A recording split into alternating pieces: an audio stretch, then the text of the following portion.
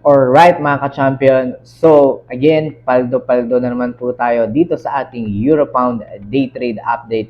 And this is me showing you my actual screen recording when I was analyzing and executing itong particular currency pair na ito. Okay? So again, I have used limit order and I already have executed doon sa aking MT5 account.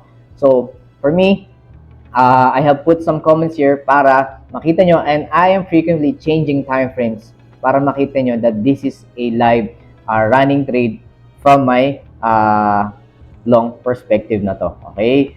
So again, I have executed a long trade in response, okay, dun sa aking initial analysis from my past video that I posted. So sabi ko dun that I was going to have a long potential trade dito sa ating Euro-Pound. And right now, nag-materialize yon. So take note, I have executed 2 trades dito. Okay, so nag-TP na ako sa unang first target ko. And yeah, so kung makikita nyo, again, this is how you end your week right. Okay?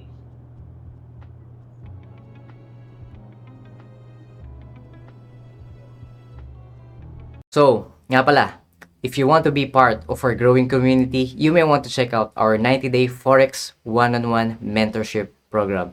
As I have mentioned, I have 2 options. Option 1 would be our one-on-one Forex trading mentorship via Zoom.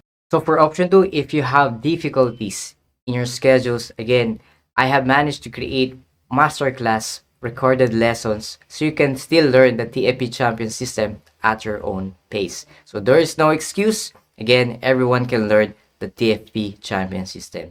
Kung naghahanap kayo ng one of the best reputable trading brokers out there, you may want to consider TICKMILL as your one-stop trading solution. They offer a variety of trading accounts with the tightest spread available in the market. So again, they have deposit and withdrawal options, which I think mostly are available in every country that you are in. So again, without further ado, let's get straight to our charts.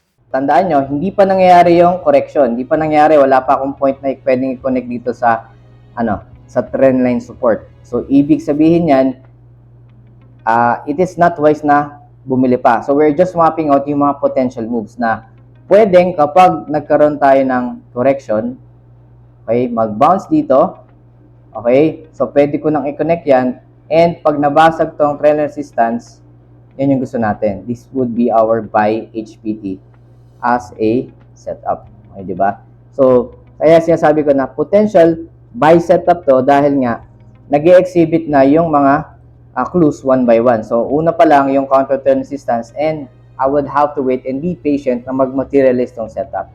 And potentially, tandaan nyo rin, pwede rin tong area na to once mag-bounce dito yung market. Tandaan nyo, variable pa tong trend support kasi hindi pa nangyayari yung correction or yung pullback, di ba? So again, anything can happen sa market, but I'm giving you ideas that this is one way how you should trade to map out all the potential move na market based on your rules, okay? But then again, what I'm showing you here is an idea on how you should trade as a long setup, okay?